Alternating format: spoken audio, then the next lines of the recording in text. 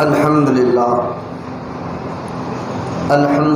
رب العالمین، والصلاة والسلام علی سید المرسلین وعلی آلہ واصحابہ اجمعین، اما بعد فاعوذ باللہ من الشیطان الرجیم، بسم اللہ الرحمن الرحیم۔ توبوا الی اللہ جميعا ایھا المؤمنون لعلکم تفلحون۔ آمنت باللہ صدق اللہ العلی العظیم، وقال اللہ تعالی بشان حبیبہ الکریم، ان اللہ وملائکتہ یصلون علی النبی یا ایھا الذین آمنوا صلوا علیہ وسلموا تسلیما۔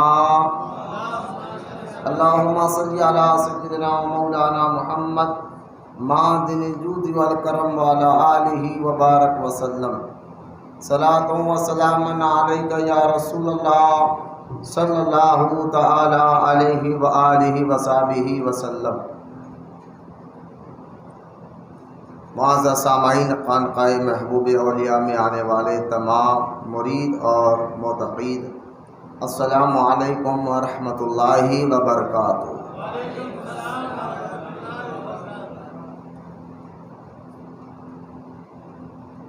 الحمدللہ، آج ہو سکتا ہے یہ اتوار ہمارا جو اجتماع ہم کر رہے ہیں صبح کے وقت کا، تو پورا 90% یقین بھی ہے شاید آنے والا اتوار پہلا روزہ رہے، اور انشاءاللہ رمضان مبارک میں پہلے بھی اعلان کر چکا ہوں، رمضان شریف تو نیکیاں کمانے کا سیزن ہے، اور رمضان مبارک میں جو ذکر پاک کی محفل سجاتا ہے اور اس کے محفل میں جو آتا ہے بیٹھتا ہے، احادیث پاک میں آتا ہے کہ اس کو لاکھوں لاکھ اللہ تعالیٰ نیکی عطا فرماتا ہے۔ انشاءاللہ رمضان مبارک تزکیہ کا مہینہ بھی ہے، روح اور نفس کو ہم ایک انشاءاللہ رمضان شریف میں ہم جو ہے اس تسلط یعنی ہمارے اس اجتماع کو ہم ناغہ نہیں کریں گے، عصر سے مغرب ٹائم تبدیل کر دیں گے انشاءاللہ۔ عصر سے خطاب شروع ہوگا، پھر افطار سے 10 منٹ پہلے ہوگا، پھر دعائیں وغیرہ ہوگی، افطار کر کر پھر آپ اپنے گھروں کو جا سکتے ہیں انشاءاللہ، اس کو ناغہ نہ کریں۔ آج جو ٹاپک میں نے سوچی ہے وہ ہے فضائل توبہ۔ اس کے متعلق آپ کو توبہ کے متعلق کچھ اہم باتیں آپ کو سمجھانا ہے۔ دیکھیے، سب سے پہلے میں جو لوگ آ رہے ہیں وقت نکال کر، ٹائم نکال کر آپ آ رہے ہیں، تو میں آپ تمام کو ایک بات کہتا ہوں، ذرا سنیں۔ جو آٹو سے آ رہے ہیں، جو گاڑی پہ آ رہے ہیں، جو بھی جیسا بھی یہاں آ رہا ہے، اور آپ کے آنے کا مقصد صرف اللہ کی رضا ہے، اطاعت رسول ہے، اللہ کی رضا ہے، لیکن یقین جانیے میں آپ کو جو بتانے جا رہا ہوں اس کو ذرا ذہن میں بٹھائے۔ جو لوگ آٹو سے آ رہے ہیں پیسے خرچ کر کر، یا گاڑی سے آ رہے ہیں، جیسا بھی آ رہے ہیں، مقصد آپ کا اللہ کی رضا کے لیے ہے، تو یہ جو پیسے خرچ کر کر جو یہاں تک آپ آ رہے ہیں، جو پیٹرول خرچ کر کر جو یہاں تک آپ یہاں آ رہے ہیں نا، یقین جانیے آپ کہاں بھی پھرے ہوں گے، لیکن دین کا علم حاصل کرنے کے لیے، اللہ کی رضا کے لیے جو بندہ اجتماع میں آتا ہے نا، اس کے لیے چاہے وقت قربان کرنا پڑے، روپیہ قربان کرنا پڑے، پیسے قربان کرنا پڑے، تو یہ سارے چیزیں ضائع نہیں جائیں گے۔ اللہ اور اس کے رسول علیہ السلام کی احادیث پر میں اعتماد رکھتے ہوئے آپ کو بتا رہا ہوں، انشاءاللہ اللہ تعالیٰ اس کو آپ یا آنا یا بیٹھنا، جو پیٹرول جو پیسہ جو بھی خرچ ہوا ہے، اس کا اللہ تعالیٰ آپ کو بے شمار اجر عطا فرمائے گا، کیونکہ آپ دین حاصل کرنے کے لیے آ رہے ہیں، تو یہ آپ کا آنا فائدہ مند، آپ کا پیسہ خرچ کرنا فائدہ مند، آپ نیند کو چھوڑ کر آنا یہ فائدہ مند۔ عموماً اتوار کا دن صبح دوپہر تک تو لوگ سوتے رہتے ہیں، لیکن نیند کو قربان کر کر آنا، یہ سارے چیزیں آپ جو آ رہے ہیں، اللہ آپ کو انشاءاللہ ضرور بضرور اس کا اجر ضرور عطا فرمائے گا۔ اور الترغیب الترہیب کتاب میں نے حدیث پڑھی ہے، ذرا اس حدیث کو بھی آپ غور سے سنیں. اور یہ حدیث قدسی ہے. اللہ کے رسول صلی اللہ تعالیٰ علیہ وسلم نے ارشاد فرمایا کہ اللہ تعالیٰ نے مجھے کہا، یا حدیث قدسی اس کو کہیں گے جس کو حضور بیان کر رہے ہو اور حضور یہ کہہ رہے ہو اللہ نے مجھے کہا، تو یہ ہے حدیث قدسی. اس کو حدیث قدسی کہا جاتا ہے. یہاں جبریل نہیں، ڈائریکٹ اللہ حضور کو بتاتا ہے. لہٰذا حدیث قدسی ہے. حضور صلی اللہ علیہ وسلم نے ارشاد فرمایا یہ ہمارے لیے بہت اہم ہے حدیث جو میں سنانے جا رہا ہوں. یہ تو ہر حدیث اہم ہے، ہر واقعہ اہم ہے، لیکن آج کے دور میں جو شیطان اور نفس میں بھٹکاتا ہے نا، ان کے لیے یہ حدیث کافی ہے کہ کیا عبادت کے لیے ٹائم نکالے، کیا نمازوں کے لیے ٹائم نکالے، کیا نیکیوں کے لیے ٹائم نکالے. ہمارے پاس تو کاروبار کے لیے، جاب کے لیے ٹائم ہوتا ہے، لیکن یہاں پر ہی آ کر جو ہے نا، اگر نئی کاروبار نہیں کریں گے، اگر آپ کسی سے کہو چلو میاں دین حاصل کرو، عبادت کرو، حضرت ٹائم نہیں مل رہا. اور کیوں؟ دیکھو حضرت، حلال کمانا بھی عبادت ہے نا، بولتے نا، حلال کمانا بھی عبادت ہے. تو ہم سے ہمارے علماء نے بہت پیارا جواب دیا، حلال کمانا بھی عبادت ہے یا حلال کمانا ہی عبادت ہے؟ دونوں میں فرق ہے. کمانا بھی عبادت ہے یا کمانا ہی عبادت ہے؟ آپ کہیں گے نہیں، کمانا بھی عبادت ہے، ایسا نہیں کہ سارا خالی ہے. یہ وسوسے آتے ہیں ہمیں کہ، اور جو یہ کہتے ہیں نا ہم حلال کما رہے بھائی یہ عبادت ہے، ان کو حلال کا مطلب بھی نہیں معلوم ہوگا. ان کا کاروبار آپ پوچھو تو کئی اس میں جھوٹ، غیبتیں، نہ جانے کیا کیا اس کاموں میں ملاوٹ رہتی ہے، اور وہ کہتے ہیں ہم حلال کما رہے ہیں. یہ حلال کا مطلب بھی نہیں معلوم ہے. زندگی ہماری یوں گزر رہی ہے. لہٰذا ذرا اس حدیث کو میں جو سنانے جا رہا ہوں غور سے سماعت فرمائے کہ نبی کریم صلی اللہ تعالیٰ علیہ وسلم نے ارشاد فرمایا، اللہ فرماتا ہے کہ اے ابن آدم، تم لوگ میری عبادت کے لیے وقت نکالو. حدیث وقت نہیں ہے، ٹائم نہیں ملی ہے، سیٹ نہیں چھوڑنا، یہ سارے بہانے آتے ہیں ہر دور میں. میں ایک دوسرے کو مت دیکھو، بہت بھیانک باتیں کروں گا اگر تم ایک دوسرے کو دیکھ کے اشارہ کریں گے تو. یہ سب کے لیے ہدایت ہے، ہم سب کے لیے. یہ حدیث صرف کسی کی طرف اشارہ نہیں ہے، سب کے لیے. اگر میں کوئی بول رہا ہوں تو کسی کو تانا دینے کے لیے نہیں بول رہا ہوں، نہ اسی مزاج ہے، نہ یہ ممبر پہ بیٹھنے والے کسی کو تانا دیتے ہیں. ٹھیک ہے، یہاں جو بھی بیان ہوگا وہ سب یہ ذہن میں اٹھائے کہ صرف یہ میرے لیے ہو رہا ہے. اپنے آپ میں لیجیے کہ صرف یہ میرے لیے بیان کیا جا رہا ہے. دوسرے کو دیکھ کر ہاں یہ تمہارے لیے، یہ تمہارے لیے ہے، یہ بچوں میں ہرگز نہیں آنا. اور خاص طور تربیت میں رہنے والے تو یہ ہرگز حرکتیں نہیں کرنا. یہ سب کے لیے، اور ہر سننے والا یہ سمجھے صرف یہ میرے لیے ہے. کسی کا عیب تلاش کرنا، کسی کو نظر دکھانا، یہ بزرگوں کا طریقہ نہیں رہا. لہٰذا حدیث پاک سنیں، نبی کریم صلی اللہ تعالیٰ علیہ وسلم نے ارشاد فرمایا کہ اے ابن آدم، اللہ فرما رہا اے ابن آدم یعنی آدم کی اولاد، تم لوگ میری عبادت کے لیے وقت نکالو. اگر تم لوگ میری عبادت کے لیے وقت نکالو گے، اللہ فرماتا ہے حضور کے ذریعے، تو میں تمہارے دل کو قناعت سے بھر دوں گا. تمہارے دل کو، قناعت کس کو کہتے جانتے آپ؟ قناعت اطمینان کو کہتے ہیں، قناعت سکون کو کہتے ہیں. اصل امیری پیسے کمانے کی امیر نہیں ہے، دل سکون میں رہے، یہ سب سے بڑی دولت ہوتی ہے.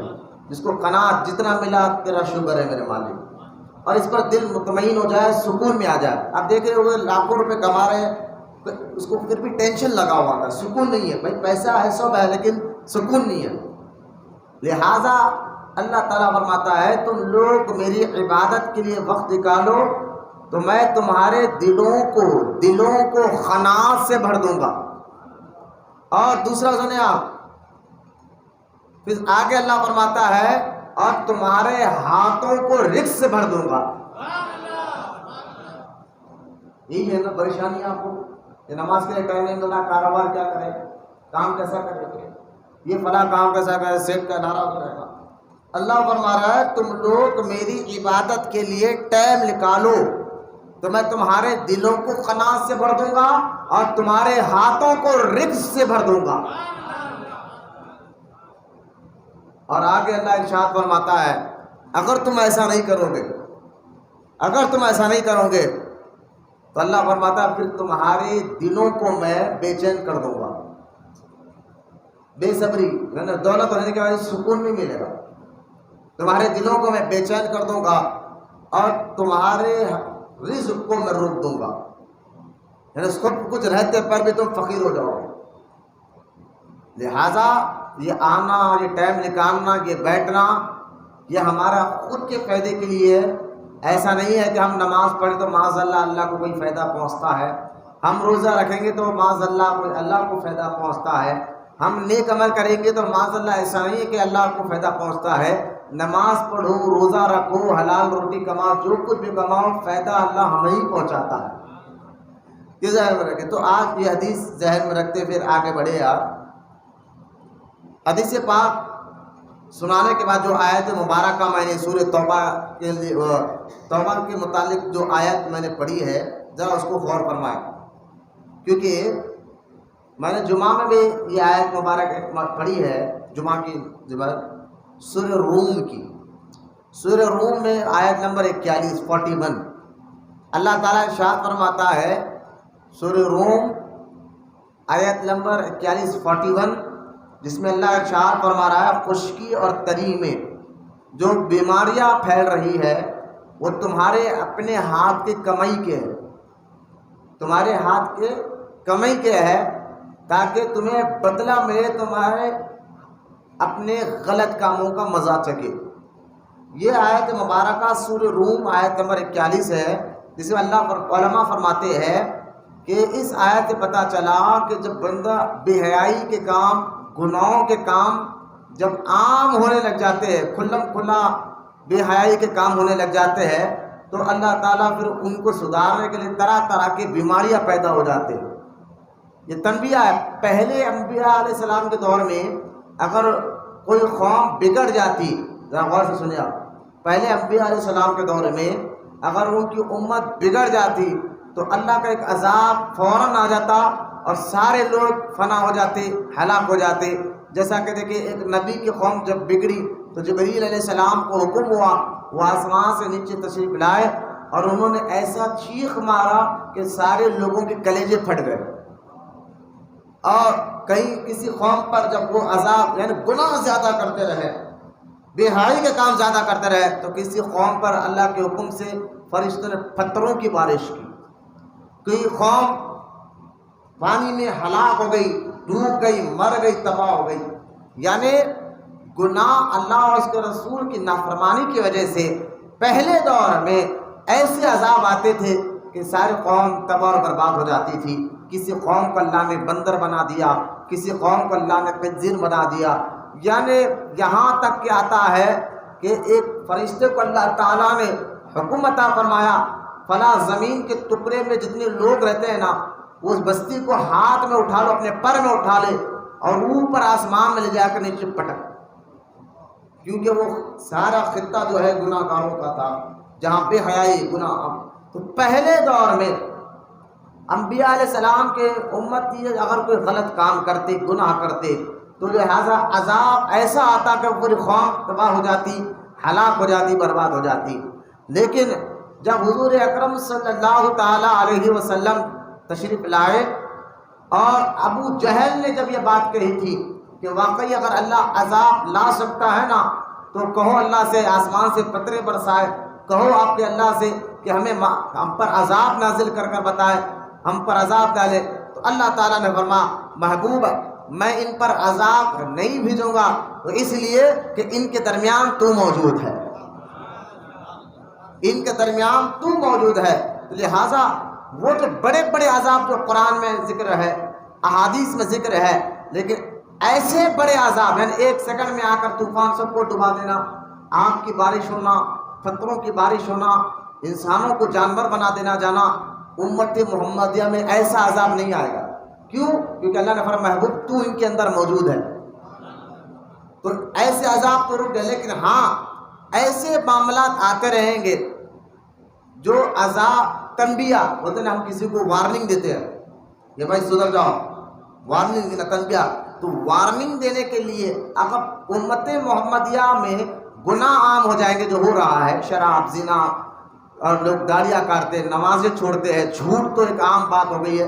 یہ سارے گناہ ایک عام، اور اس کو غلطی تو کیا ہے، میں اکثر کہتا ہوں گناہ کو گناہ نہیں سمجھتے ہم. تو لہٰذا یہ جو سارے کام ہمارے پاس عام ہو چکے ہیں، ذرا غور سے اب ایسا عذاب تو نہیں آئے گا، لیکن جب امت محمدیہ صلی اللہ علیہ وسلم میں جب گناہ عام ہوتے رہے تو بیماریاں پھیلی جائیں، نئے نئے قسم کی بیماریاں، جیسا کہ اس کو آپ کورونا وائرس کو لے لیا. یہ نئے کیونکہ اللہ قرآن میں سورہ روم میں کیا فرما، خشکی اور تری میں جو بیماریاں پھیل رہی ہے وہ تمہارے اپنے ہاتھ کی کمائی کے ہے. لہذا گناہوں کی وجہ سے نئے نئے بیماریاں پیدا ہوں گے اس امت میں. غور سے دیکھیں، برکت ختم ہو جائے گی گناہوں کی وجہ سے، اور ان کے اوپر یعنی اوپر جو ہے نا ظالم لوگ مسلط ہو جائیں گے، ظالم حکمران مسلط ہو جائیں گے جو آج ہمارے پاس ہے. ظالم لوگ حکمران بن گئے ہیں، جگہ جگہ اہل ایمان رسوا بدنام ہو رہے ہیں، گھروں میں برکت ختم ہو رہی ہے، اور نئے نئے قسم کی بیماریاں پیدا ہو رہی ہے.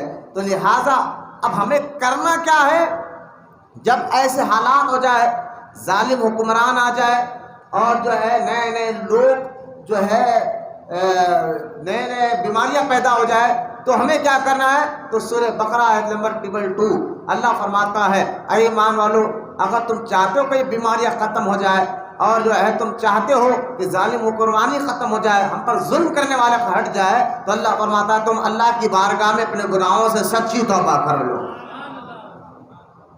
توبہ اس کا حل ہے.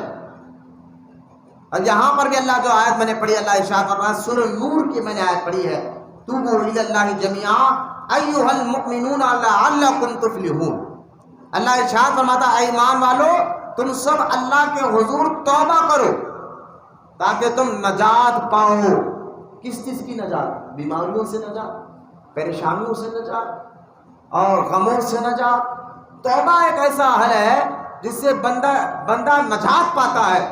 اب یہ آیت ایک اور آیت سورہ ہود میں اللہ ارشاد فرماتا ہے، جس کا میں اسے ترجمہ پڑھوں گا آپ کے سامنے. سورہ ہود اللہ ارشاد فرماتا ہے اور تم اپنے گناہ اپنے رب سے معاف کرواؤ، پھر اس کی طرف توبہ کرو، وہ تم کو مقرر مدت تک اچھا متاع دے گا اور اپنے فضل سے فضل دے گا، اور اگر تم نے منہ موڑتے رہے تو بے شک مجھے تمہارے لیے ایک بڑے دن کے عذاب کا اندیشہ ہے. یہاں دیکھیں اللہ ارشاد فرماتا ہے سورہ ہود میں کہ اگر تم توبہ کرو گے تو اللہ تعالیٰ تو فضل کرتا ہی ہے، لیکن اپنے فضل کو اور بڑھا دے گا.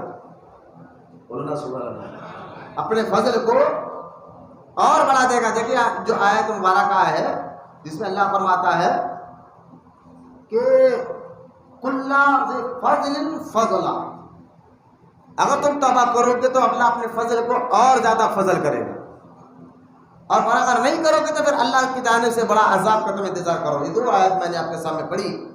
اور ایک آیت سورہ نساء میں ہے جس میں اللہ تعالیٰ ارشاد فرماتا ہے، جس کا میں صرف ترجمہ آپ کے سامنے پڑھ رہا ہوں، جو کوئی برائی کرے، اپنی جان پر ظلم کرے، پھر اس نے اللہ سے استغفار کرے تو اللہ تعالیٰ غفور رحیم پائے گا. یعنی جو برائی کرے پھر اس کو احساس ہو جائے کہ میں نے غلط کام کیا، پھر اللہ کی بارگاہ میں توبہ کرے تو وہ اللہ کو غفور رحیم پائے گا. یہ ہے سورہ نساء کی آیت.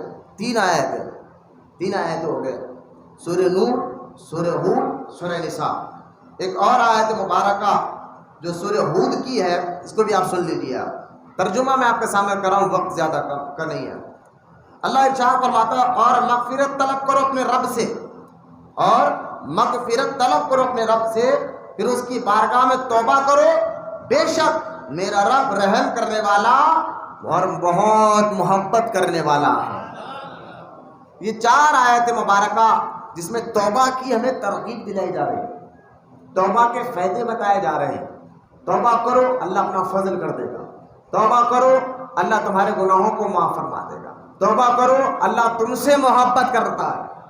توبہ کرنے والوں سے اللہ محبت کرتا ہے. توبہ کرنے والوں کو اللہ اپنے فضل سے اور عطا فرماتا ہے. توبہ کرنے سے بیماریاں ختم ہوتی ہے, نحوستیں ختم ہوتی ہے. توبہ کے بارے میں اتنے آیت مبارکہ. اچھا سنیے آپ, یہ بھی ایک بات ہے کہ بندہ گناہ پہ گناہ کر رہا ہے توبہ کے بارے میں, کیونکہ ہم بھائی آدمی کی فطرت میں ایک چیز ہے وہ لالچ. لالچ بری بھی ہے اچھی بھی ہے.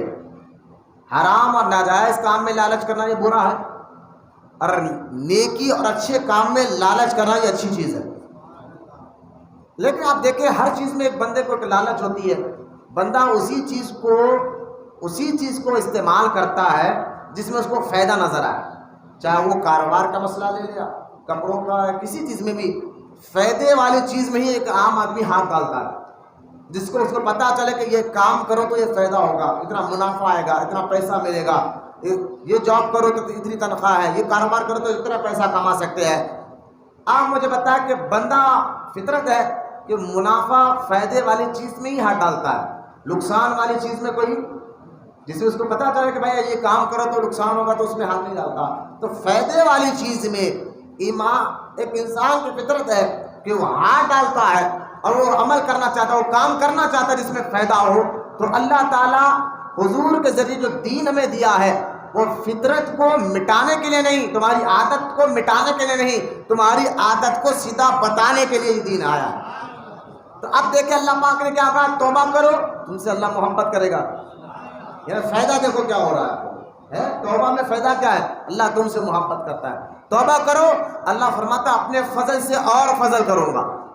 دیکھیے اب اللہ کا وعدہ, اور معاذ اللہ کا وعدہ کوئی غلط, جھوٹا, غلط, یہ بالکل 100% یقین ہونا چاہیے. شک اور شبہ بھی ان باتوں میں نہیں ہونا چاہیے جس میں اللہ فرما رہا ہے. تو اللہ تعالیٰ جو فرما رہا ہے توبہ کرو میں تم سے محبت کروں گا, توبہ کرو میں تمہیں اپنے فضل سے اور عطا فرماؤں گا, توبہ کرو تو میں تم کو غفور و رحیم. کیسے ہوتا, اللہ غفور ہے, معاف کرنے والا ہے, رحم کرنے والا ہے, یہ پائے گو تو لہٰذا توبہ میں اتنے فائدے ہیں. لیکن اللہ فرماتا ہے توبہ کی توفیق, کیونکہ احساس نہیں ہو, ارے آپ کل معاف کریں گے, کل گناہ, آج داڑھی نہیں, کل داڑھی رکھ لیں گے, آج نماز نہیں, کل سے نماز پڑھیں گے, کل سے نماز, وہ کل آتا نہیں اور ہم دنیا سے چلے جاتے ہیں. ایسا ہوتا ہے, احساس نہیں ہوتا. لیکن توبہ جو بندہ کر لیتا ہے نا, قرآن میں اللہ فرماتا ہے جن کو ہم توفیق دیتے وہی توبہ کرتے. ہاں, توبہ کے لیے اگر آپ کا دل مان رہا ہے نا تو سمجھ جاؤ اللہ نے توفیق دی. اور اس کا ثبوت کیا ہے, سورہ آل عمران میں اللہ فرماتا ہے آپ کا کوئی دخل نہیں ہے, اللہ توبہ کی توفیق دے یا ان پر عذاب کرے, کیونکہ وہ ظالم ہے, یعنی تم گناہ کرنے والے ظالم ہے, یہ تمہارے ہاتھ میں نہیں, یہ اللہ تعالیٰ کا کرم ہے, فضل ہے کہ اللہ جس کو چاہے توبہ کی توفیق عطا فرما دے. اگر آپ کو یہ ذہن میں بٹھا لے کہ نہیں بھائی توبہ کی توفیق جس کو ملتی ہے وہی توبہ کرتا ہے, ابھی توفیق نہیں ملی ہمارے کو توبہ کرے, اس لیے ہم داڑھی نہیں رکھ رہے, نماز نہیں پڑھ رہے, ہم کو دین میں آ کے نہیں بیٹھنا ہے, جھوٹ بولنا ہے, گالیاں دینا, ہم کو اسی چیزیں, جب توفیق ملے گی تب ہم توبہ کر لیں گے. اب ان سے پوچھا اچھا بھائی توفیق آپ کو ملے گی کیسے, کہ کوئی فرشتہ آسمان سے آ کر آپ کو بولے میاں چھوڑو یہ گناہ, اس کو آپ اللہ کی توفیق سمجھیں ہے. تو اللہ کی توفیق کیا ہے میں آپ کو بتا رہا ہوں. اللہ کی توفیق یہ نہیں ہے کہ بندہ فرشتے آسمان سے آ کر آپ کو گناہ سے بچائے اور کہے اللہ حکم دے رہا ہے. اللہ کی توفیق یہ ہے کہ جب کوئی عالم آپ کو توبہ کی طرف بتائے, اور ایک عالم اپنے ایک مرشد اپنے مریدوں کو سامنے بٹھا کر کہے کہ یہ توبہ کرو, یہ جو عالم بول رہا ہے نا یہی اللہ کی توفیق ہے. اللہ کی توفیق یہی ہے کہ ایک عالم کے ساتھ آپ بیٹھے ہوئے ہیں, ایک مرشد کے ساتھ بیٹھے ہیں اور وہ آپ کو توبہ کی تلقین کر رہا, یہی توفیق ہے. یہ توفیق مل رہی ہے, اللہ نے فرمایا ہم جس کو توفیق دیتے ہیں وہی توبہ کرتے ہیں. تو آپ یہ آیتیں سننے کے بعد میں آپ کو ایک بات بتا دوں, توبہ کے بارے میں جب ایک نے کئی آیتیں اور بھی ہیں, میں نے 5-6 آیتیں آپ کے سامنے, اس کا ترجمہ میں نے آپ کے سامنے پڑھا ہے. تو اب اس سے پتہ کیا چلا کہ توبہ کے بارے میں ایک نہیں کئی آیتیں قرآن پاک میں ہیں. تو اب یہ جاننا ضروری ہے کہ جو جس حکم کے بارے میں, جس کام کے بارے میں اللہ تعالیٰ ایک نہیں کئی آیتوں میں کہہ دے, تو اب وہ مسلمانوں کو وہ کام کرنا فرض ہو جاتا ہے. کیا ہو جاتا ہے؟ کیا ہو جاتا ہے؟ فرض ہو جاتا ہے۔ تو توبہ کے بارے میں ایک نہیں کئی آیتیں ہیں، اس سے پتہ چلا توبہ کے بارے میں سیکھنا جاننا فرض عین ہے۔ یہ فرض ہے نماز کی طرح، جیسا آپ نماز پڑھنا 5 دن پڑھ رہے تو توبہ کے بارے میں سیکھنا کیا ہو گیا؟ کیا ہو گیا؟ فرض ہو گیا۔ کیا ہو گیا؟ توبہ کے مسائل سیکھنا، توبہ کے مسائل جاننا یہ فرض ہے۔ اب دیکھیں قرآن میں سورہ بقرہ میں اللہ تعالیٰ ارشاد فرماتا ہے کہ اے ایمان والو اسلام میں پورے کے پورے داخل ہو جاؤ۔ ایسا نہیں کہ تھوڑا اسلام کو مانے تھوڑے کو چھوڑے، اور شیطان کے نقش قدم پر مت چلو۔ اللہ تعالیٰ قرآن میں فرما رہا ہے کہ اسلام میں پورے کے پورے داخل ہو جاؤ۔ ایسا نہیں کہ کچھ عمل کرو کچھ چھوڑ دو، جو آج ہمارے پاس ہے ہمارے اندر۔ اب اس آیت کے مطابق علماء کہتے ہیں کہ اسلام میں اللہ تعالیٰ تو کہہ رہا ہے اے ایمان والو اسلام میں پورے کے پورے داخل ہو جاؤ۔ غور سے سنیں، یہاں یہ فرض بات ہے۔ مطلب کیا ہے؟ تو علماء کہتے ہیں کہ اسلام میں جو چیزیں کیا کیسے داخل ہو جائے، تو میں آپ کو پورے اسلام کو آسان کر کر ایک مثال دے کر سمجھاتا ہوں تاکہ آسانی سے یہ بات سمجھ جائے جو یہ آیت میں اللہ سورہ بقرہ میں کہہ رہا ہے ایمان والوں اسلام میں پورے کے پورے داخل ہو جاؤ۔ میری طرف توجہ رکھے اور میرے بات کو غور سے رہے۔ اب کیسے داخل ہو؟ تو 3 باتیں کرنا ہے اور 3 باتیں چھوڑنا ہے۔ 3 باتیں کیا کرنا ہے آپ کو؟ کرنا ہے۔ تو کیا کرنا ہے بتاؤں گا۔ 3 چیزیں کرنا ہے، 3 چیزیں یہ ہے اسے مکمل اسلام۔ وہ کیا ہے 3 چیزیں کرنا اور 3 چیزیں چھوڑنا؟ تو سنیں، جو اسلام جو چیز فرض بتائے وہ کرنا ہے۔ کیا کر فرض بتائے کرنا ہے، واجب بتائے کرنا ہے۔ جو اسلام میں فرض ہے وہ کرنا ہے، جو اسلام میں واجب ہے۔ اب کون سے چیزیں فرض ہے، کون سی؟ تو ارے میرے بچوں کو باہر بھیجا تو بچوں درود پاک پڑھو۔ اللہم صلی علی سیدنا محمد معدن الجود والکرم وعلی آلہ وبارک وسلم صلاۃ و سلام علیک یا رسول اللہ۔ آ جاؤ احمد، آ جاؤ، پورا نہ کو جاؤ باہر، درود پاک پڑھو ایک مرتبہ۔ اللہم صلی علی سیدنا محمد معدن الجود والکرم وبارک وسلم صلاۃ و سلام علیک یا رسول اللہ صلی اللہ تعالی علیہ وسلم۔ 3 چیزیں کرنا ہے، 3 چیزیں یہ اسلام کا پورا مکمل میں ایک بتا رہا ہوں۔ جو چیز اسلام میں فرض ہے وہ کرنا ہے، جو واجب ہے اور جو سنت مؤکدہ ہے، جو سنت مؤکدہ ہے اس کو کرنا ہے۔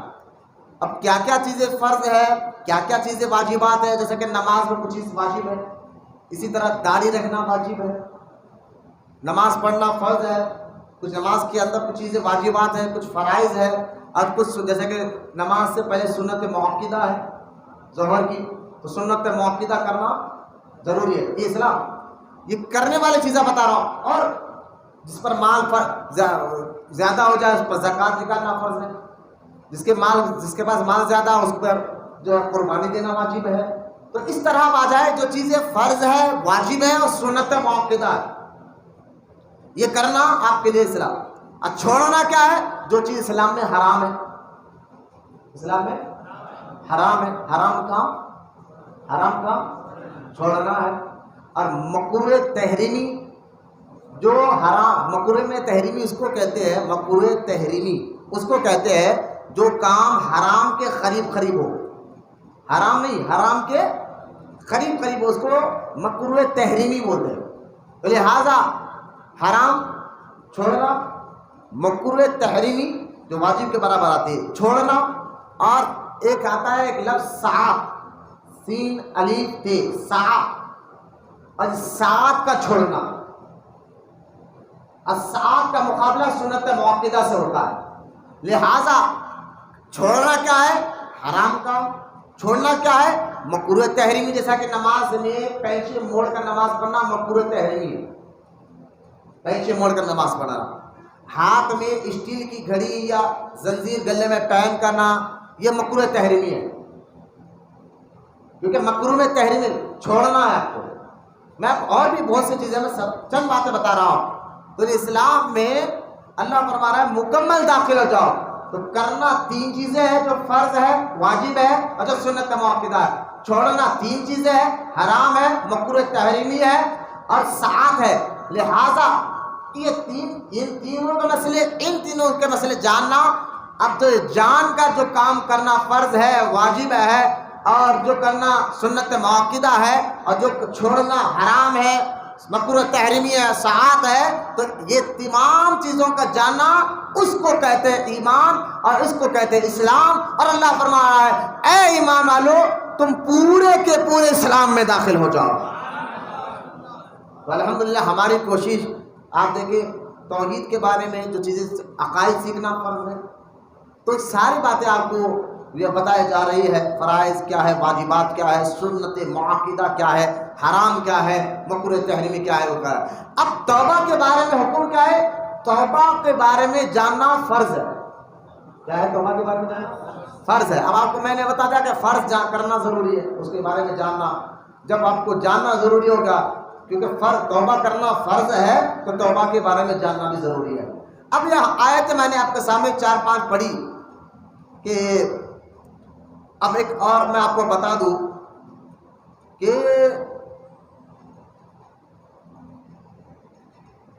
توبہ حدیث پاک میں آتا ہے. توبہ کرنے سے، میں بھی قرآن کی آیت میں نے آپ کے سامنے پڑھی. اب توبہ کے بارے میں میں آپ کو اور بتاتا ہوں، حدیث سناتا ہوں. نبی کریم صلی اللہ تعالیٰ علیہ وسلم نے ارشاد فرمایا، ذرا اس حدیث کو آپ غور سے سنیے آپ، کہ جب کوئی بندہ اللہ تعالیٰ کی بارگاہ میں توبہ کرتا ہے تو اس کے توبہ کرنے سے اللہ بہت خوش ہوتا ہے. اللہ اس کے توبہ کرنے سے خوش ہوتا ہے. کیا ہوتا ہے؟ اور ایک حدیث پاک میں ہے، نبی کریم صلی اللہ تعالیٰ علیہ وسلم نے فرمایا کہ اللہ تعالیٰ فرماتا ہے کہ میں اپنے بندے کے گمان کے مطابق ہوں.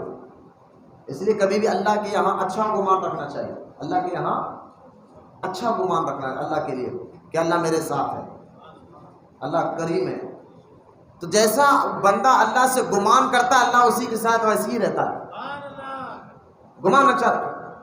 اور حدیث پاک میں آتا ہے، آپ غور سے لیں، ایک کیا کیا فضیلتیں حدیث میں مل رہی ہے کہ اللہ تعالیٰ بندوں کے ساتھ اس کے گمان کے مطابق رہتا ہے. اور دوسرا سرکار فرماتے ہیں جو اللہ کو یاد کرتا ہے اللہ اسے یاد کرتا ہے. تو ذکر اللہ کرنے سے اللہ اس کے ساتھ ہے. معمولی بات، اللہ ساتھ ہے. فاذکرونی اذکرکم، تم مجھے یاد کرو میں تمہیں یاد کرتا ہوں. تو لہٰذا جو اللہ سے اچھا گمان رکھے تو اللہ گمان کے مطابق رہتا ہے، اور جو اللہ کا ذکر کرے اسے یاد کرے، اللہ فرمائے میں اس کے ساتھ رہتا ہوں. پھر حدیث میں سرکار نے فرمایا جو بندہ اللہ سے توبہ کرتا اللہ کی بارگاہ میں تو اللہ تعالیٰ اتنا خوش ہو جاتا ہے کہ جس طرح ایک جنگل میں ایک آدمی جا رہا ہو، اونٹ پر اس کے کھانے پینے کا سامان ہو، اور وہ سامان گم جائے، اور گمنے کے بعد وہ ڈھونڈا نہیں ملا، یوں اب جان اس کے لبوں پر آ جائے، بعد میں اس کا سامان اچانک مل جائے، تو گما ہوا سامان جنگل میں اچانک ملنے سے اس بندے کو اتنی خوشی ہوتی ہے، اس سے زیادہ خوشی اللہ کو اپنے بندہ جب توبہ کرتا ہے اس سے زیادہ خوشی اللہ کو ہوتی ہے. ایک حدیث میں انس بن مالک رضی اللہ تعالی عنہ سے روایت ہے کہ حضرت سیدنا انس بن مالک رضی اللہ تعالی عنہ فرماتے ہیں کہ حضور صلی اللہ تعالیٰ علیہ وسلم نے فرمایا کہ تم جانتے ہو کہ اللہ تعالیٰ خوش کتنا ہوتا ہے کوئی بندہ جب توبہ کرتا ہے، اور کیسا؟ تو سرکار نے مثال دے کر سمجھایا. حضور فرماتے ہیں کہ ایک بندہ جنگل سے جا رہا ہے، اونٹ پر اس کے کھانے پینے کا سامان ہے، بڑا دور تک جنگل ہے، اور وہ کچھ دیر کے لیے جھاڑ کے نیچے لیٹ گیا، اور جب آنکھ کھول کر دیکھا تو اس کا سامان نہیں، غائب تھا. بڑی تلاش کرنے کے باوجود بھی اس کا کوئی سامان نہیں ملا. جب کہیں پر بھی سامان نہیں ملا تو وہ اپنی جان کو قریب دیکھا، بھائی دور دور کا جنگل ہے، اونٹ پر کھانے پینے کا سامان تھا، وہ غائب ہو گیا. وہ تھک کر جھاڑ کے نیچے لیٹا، اچانک آنکھ کھلی تو دیکھا کہ سامنے اس کا اونٹ ہے، سامنے اس کا اونٹ ہے. تو اونٹ کے ملنے پر، جو سامان کے ملنے پر اتنا خوش ہو گیا، حضور فرماتے ہیں اس بندے نے یہ کہا یا اللہ تو میرا بندہ اور میں تیرا رب. خوشی میں کیا الفاظ نکلے اس کے؟ یا اللہ تو میرا بندہ میں تیرا رب. خوشی میں، یعنی خوشی کی انتہا میں گئی. تو حدیث میں سرکار، کیونکہ یہ خوشی میں ایسے الفاظ نکل گئے، حدیث میں سرکار نے فرمایا کہ اس بندے کو گمے ہوئے سامان کتنی خوشی ہوئی کہ اس نے یہ کہہ دیا کہ تو میرا بندہ میں تیرا رب. تو اسی طرح سرکار مثال دے کر فرماتے ہیں، اسی طرح جب ایک گناہگار بندہ اللہ کی بارگاہ میں توبہ کرتا ہے اس بندے سے زیادہ اللہ کو خوشی ہوتی ہے. اللہ بہت خوش ہوتا ہے. اور یہاں توبہ کے شرائط میں نے الحمدللہ آپ کے سامنے رکھے تھے. اب میں آپ کو توبہ کے ایک آسان مثال دے کر میں بات ختم کرتا ہوں. دیکھیے آپ، ایک ہے توبہ کرنا کیسا ہے. توبہ کی 3 شرطیں میں نے اکثر بتائے، بچوں کو یاد بھی ہے پھر بھی یاد نہیں ہے تو سن لیا. توبہ کی پہلی شرط ہے گناہ کو گناہ جاننا، غلط کو آپ کو گناہ کو گناہ نہیں جانے گا. میں جھوٹ بولتا رہتا ہوں میرے کیا ہے، تو گناہ کو گناہ نہیں مانے گا تو توفیق نہیں ملے گی. ہوتا ہے ایسا. صاف دل بنے کہ غلطی کو غلطی مانے. تم نے غلطی کرے تو اس کو غلطی ماننا پڑے گا. تو پہلی شرط ہے گناہ کو گناہ ماننا. اس کی ڈیٹیل بہت لمبی میں نے سنا تھا. اور دوسری شرط کیا ہے کہ اس پر افسوس کرنا کہ میں نے یہ غلط کام کیا کیوں. اس کو کہتے ہیں ندامت کرنا. دوسری شرط کیا ہے؟ ندامت کرنا. اور تیسری شرط کیا ہے؟ آئندہ نہیں کروں گا. یہ 3 نیتیں کر کر جب توبہ کرتا ہے وہ اللہ کی بارگاہ میں توبہ قبول ہوتی ہے. ٹھیک ہے، یہ 3 شرطیں تو میں اکثر رہتا ہوں. اب میں اس کو اور آسان کر بتاتا ہوں. ایک ہوتا ہے حق اللہ یعنی حقوق اللہ میں گناہ، اور ایک ہوتا ہے حقوق العباد میں گناہ. حقوق اللہ یعنی جو اللہ تعالیٰ نے بندوں پر حق رکھے اپنا، اللہ بندوں پر اپنا حق رکھے اس کو کہتے ہیں حقوق اللہ. اللہ کا حق بندوں پر، اس کو کیا کہتے ہیں؟ سمجھ کر کیا کہتے ہیں؟ یعنی مطلب سمجھنے کے تو بعد آگے سمجھ میں آئیں گے. ایک وہ ہے اللہ نے اپنے بندوں پر اپنا حق رکھا، اس کو کہتے ہیں حقوق اللہ. اللہ کا حق بندوں پر. اور ایک ہوتا ہے حقوق العباد، اللہ نے ایک بندے کا دوسرے بندے پر کچھ حق رکھے. ایک بندے کا دوسرے بندوں پر ایک حق رہے، اس کو کہتے ہیں حقوق العباد. اب حقوق اللہ کیا ہے؟ جو اللہ تعالیٰ نے اپنے بندوں پر اپنا حق رکھا وہ کیا ہے؟ وہ 3 ہے. عبادت میں نماز آ گیا، روزہ آ گیا، سارے چیزیں آ گئی. عبادت، مالی عبادت. ایک تو عبادت آ گیا، مالی عبادت آ گیا. اور دوسرا جو ہے نا، ایک بندہ ایسا گناہ کرے جو تنہائی میں اپنے خود پر جان پر ظلم کرے، یعنی اس کے گناہ سے کسی کو نقصان نہیں ہے. اکیلے میں بیٹھ کر کچھ غلط چیزیں دیکھ لے انٹرنیٹ پر تو یہ خود اپنی جان پر ظلم ہے، کیونکہ یہ جان اللہ نے جنت کے بدلے خرید لیا. تو یہ بھی ہے. اب حقوق اللہ میں ہماری کوئی گڑبڑی، ہم نے نمازیں چھوڑے، روزے چھوڑے، یا تنہائی میں کوئی ایسا غلط کام کیا، کیونکہ یہ تینوں حقوق اللہ ہے. اس کی توبہ کیسی ہوگی بھائی؟ آپ دیکھیں بالغ ہونے کے بعد اب آپ کی عمر 20 سال ہے، مثال دے رہا ہوں، تو آپ 13-14 سال کی عمر میں بالغ ہو گئے. بالغ ہونے کے بعد نماز فرض ہو گئی تھی، بالغ ہونے کے بعد روزہ فرض ہو گیا تھا. اب بالغ ہونے کے بعد آپ نے کئی سال تک نمازیں نہیں پڑھی، آج بھی نہیں پڑھے، اللہ توفیق دے نمازیں پڑھنے کی. کئی سال تک ہم نے روزہ نہیں رکھے. اب آپ کو توبہ کرنے کا من آ گیا کہ بھئی یار میں نے جو غلط کام کیا ہے، تو اب توبہ آپ کر رہے ہیں اللہ کی بارگاہ میں. تو اس کے لیے آپ توبہ کیسے کرنا ہے کہ یقیناً جو آپ کئی سال تک نماز نہیں پڑھے، کئی سال تک روزہ نہیں رکھے، کئی سال تک تنہائی میں بیٹھ کر گناہ کرتے رہے، تو یہ جو معاملات ہے اس کی توبہ آپ کریں گے. تو سچی تو 3 شرطیں میں نے بتائی، ان شرطوں کے ساتھ توبہ کریں گے تو توبہ کرنے کے بعد صحیح طریقہ توبہ کا یہ ہوگا کہ جتنی آپ نے نمازیں چھوڑی اس کی قضا کریں. صرف توبہ میں نے نماز چھوڑے تھے بھائی پہلے کی، اب میں یہاں سے نماز کی پابندی کرتا ہوں، تو یہ توبہ نہیں ہے. صحیح توبہ کیا ہے؟ جتنی نمازیں چھوڑے اس کی قضا کرنا ہے، جتنے سال کے روزے رکھے چھوڑے اس کو قضا کرنا ہے. تو آپ کی توبہ جب صحیح ہوگی. اب دیکھیں اعلیٰ حضرت امام احمد رضا خان رضی اللہ تعالیٰ عنہ فرماتے ہیں کہ ایک بندے کو معلوم ہوا اس کے 20 سال کی نمازیں قضا تھی. کتنے سال کی؟ اچھا وہ توبہ کر لیا، اور توبہ کا صحیح طریقہ کیا؟ 20 سال کی نمازیں اس کو ادا کرنا، قضا کرنا ہے. وہ اپنے گھر سے نکلا نیت کر کر کہ میں اب یہاں سے اپنی نمازیں بھی قضا کروں گا، یہ نیت کر کر نکلا، اچانک انتقال ہو گیا، اللہ اس کو جنت میں داخل فرما دیا۔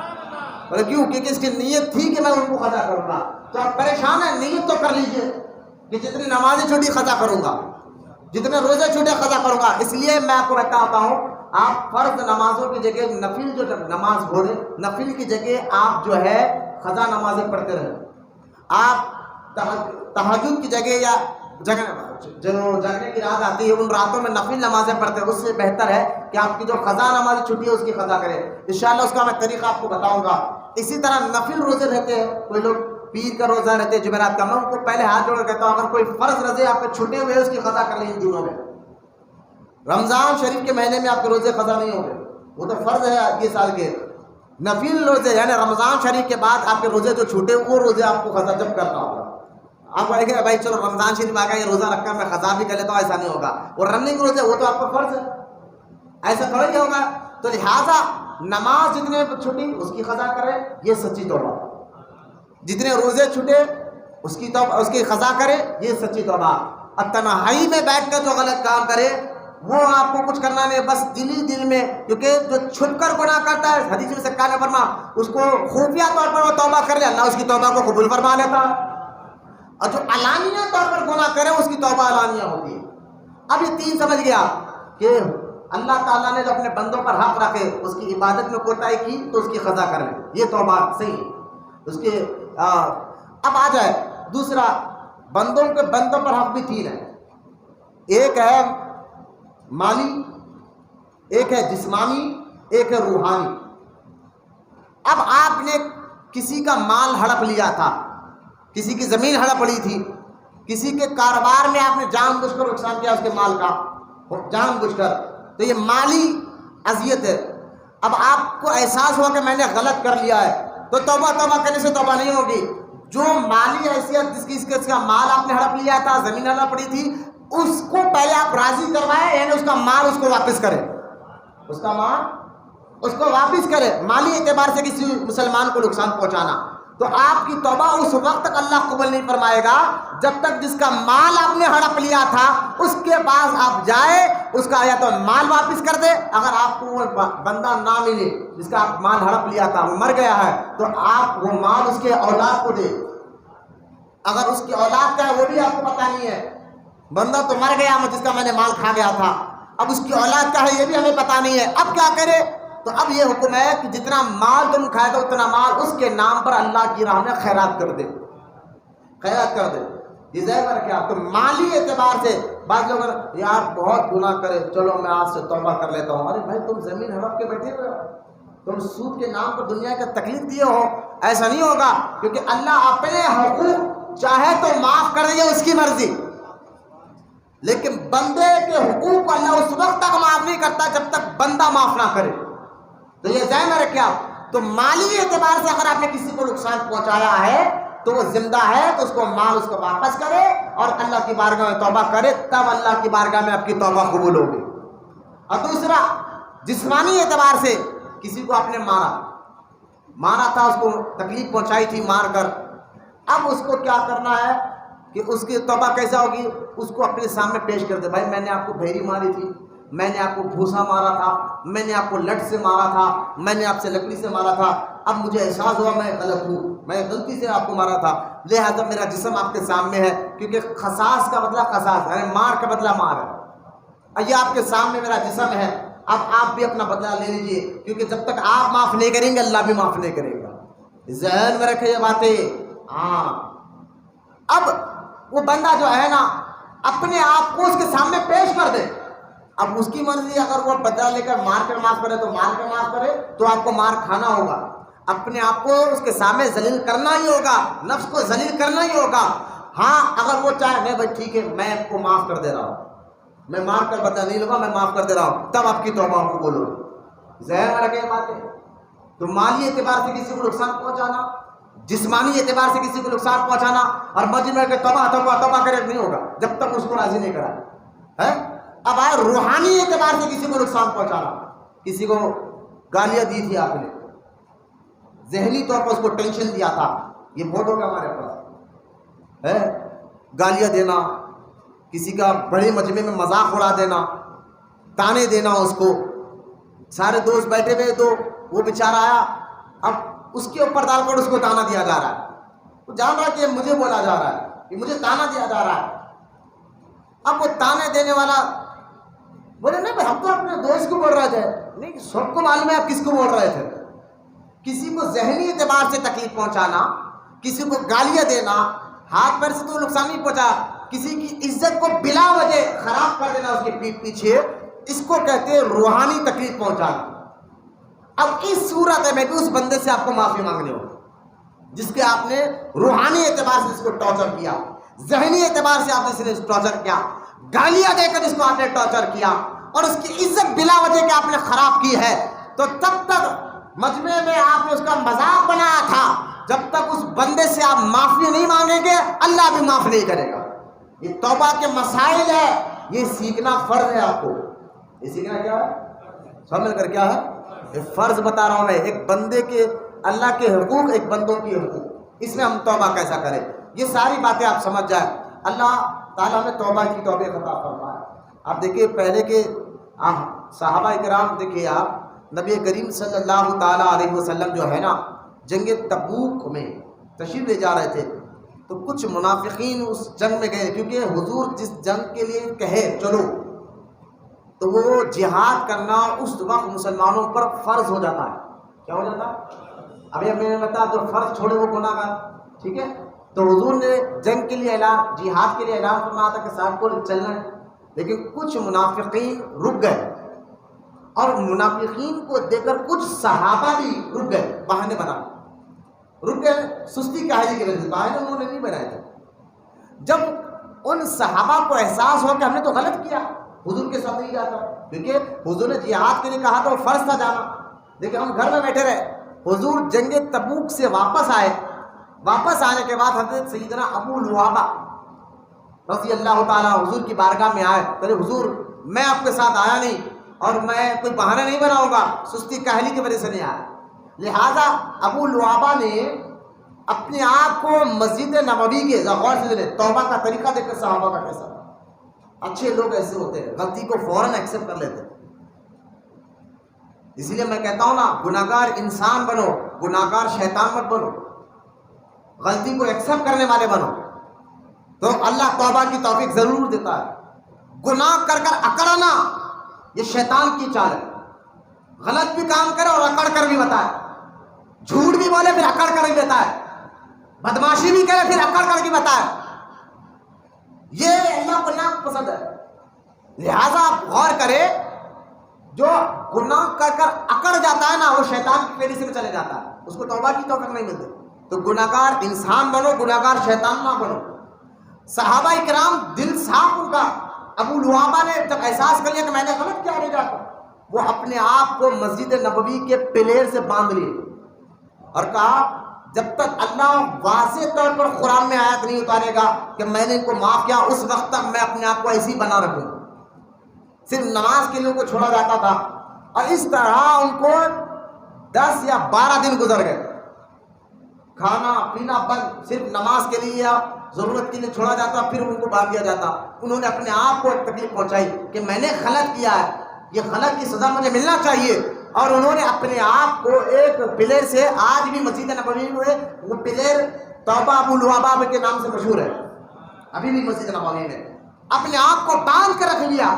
باندھ کر رکھا تو پھر 12 دن کے بعد قرآن میں آیت پاک حضور پر نازل ہوئی وہی اور فرمایا محبوب میں نے ان کی خطا کو معاف فرما دیا. اسی طرح ایک صحابی تھے حضرت کعب رضی اللہ تعالیٰ، حضرت کعب بن احبار رضی اللہ تعالیٰ. یہ صحابی بڑے مالدار صحابی تھے، بہت مالدار، اللہ نے ان کو بہت مال دیا تھا. ان کے روایت میں آتا ہے 3 یا 4 بیویاں تھے اور بہت خوبصورت تھے. جب جنگ تبوک میں حضور نے اعلان فرمایا نا، اعلان فرمایا چلو، تو یہ صحابی اپنے باغ میں، کیونکہ مالدار تھے، دبکالے کا وقت تھا، سمر کا یہ وقت تھا، وہ اپنے باغ میں اپنے بیوی کے، کیونکہ خوبصورت بیویاں تھے، مالدار تھے، پیسے بھی والے بھی تھے، تو اپنے انگور کے باغ میں آپ لیٹے ہوئے تھے جھاڑ کے نیچے، اور آپ کی بیوی آپ کو انگور لے کے کھڑی آپ کو کھلا رہی تھی. جب آپ کے کان میں یہ بات پہنچی کہ حضور جہاد کے لیے بلا رہے، تو انہوں نے فرمایا ٹھیک ہے بھائی جائیں گے. تو حضور نکل گئے. میں حضور کے میدان میں پہنچنے سے پہلے میں بولے آپ چلو میں آ رہا ہوں، یہ ہمارے ادھر آپ چلیے حضرت میں آ رہا ہوں. تو انہوں نے ذہن بنا چلو حضور میدان میں پہنچنے سے پہلے میں حضور کے پہنچ جاؤں گا، راستے میں مل لوں گا، راستے میں نہیں تو نہیں کم سے کم حضور کے میدان میں پہنچنے سے پہلے میں مل لوں گا. یہ کہہ کر وہ تھوڑا آرام کرنے لگے. عجیب کہتے کہتے سستی کالے سے وہ جنگ میں جا نہیں سکے. اب جنگ میں جا نہیں سکے، حضور واپس آئے. ان کو بڑا احساس ہوا یہ ہوتا ہے ایسا، میں نے یہ کیا کر دیا کہ اپنے مال، اپنی دولت، اپنے خوبصورت بیویوں کے اس میں اتنا غم ہو گیا کہ حضور کے فرمان، حضور کی اجازت پہ میں لبیک نہیں کیا اور جا نہیں سکا. اب حضور مسجد نبوی میں آئے جنگ تبوک سے واپس. جب مسجد نبوی میں آئے اب ہر کوئی آتا حضور پہ تم کیوں نہیں آئے، تم کیوں نہیں آئے، تم کیوں نہیں آئے. جیسے مرشد پوچھتے نا مرید تم ہفتے میں کیوں نہیں آئے، کیا بات ہے تم کیوں نہیں آئے، تم کیوں نہیں آئے. تو منافقین دیکھے آپ حضور پوچھ رہے تو 80 منافقوں نے کتنے 80 منافقوں نے اپنا اپنا بہانہ بنا. نہیں حضور ادھر کمر میں درد تھا، حضور میں ایسا کر رہا تھا. حضور جانتے تھے سب یہ جھوٹ بول رہے، یہ جھوٹ بولے حضور جانتے تھے، لیکن وہ منافق تھے بہانے بنا رہے. حضور نے ان کے ظاہری سبب کو مانا اور ان کو جاؤ، ظاہری سبب کو مانا جاؤ، لیکن یہ سمجھ رہے حضور نہیں جانتے. جیسا کہ لوگ اپنے مرشد کے سامنے آتے، نہیں حضرت میں اتنا بزی تھا، وہ کام ایسا تھا، وہ ایسا تھا. حضرت چرچی کے لے جاؤ، اندر باہر دل میں خوش ہو رہے. حضرت کو تو میں حوالہ بنا دیا، حضرت کو تو حوالہ نہیں بنتے، بڑے انجان مار دیتے. یہ منافقوں نے سے عادت ہے کہ ہیلے بہانے کرنا مرشد کے سامنے آ کر، اور یہ سمجھنا کہ انہوں کچھ نہیں جانتے، ان کو معاذ اللہ ایسا کر دے رہا ہوں. منافقین نے حضور کے سامنے آ کر ہیلے بنائے تو حضور نے بھی ان کو ہیلے کو ایکسپٹ کر لیا. ٹھیک ہے تمہارے کو کمر میں کرتا، ٹھیک ہے جاؤ، تمہارے کو گھر میں کام تھا، ٹھیک ہے تم جاؤ. 80 منافقوں نے اپنے اپنے ہیلے دیے. اب حضرت کعب بن احبار آئے، لوگوں نے منافقوں نے تم بھی کوئی ہیلا بنا دو. بولے خاموش رہے، یہ سچے مرید کی پہچان. بولے خاموش. حضور نے پوچھا کعب تم کیوں نہیں آئے؟ بولے حضور کچھ نہیں، سستی نے روک لیا.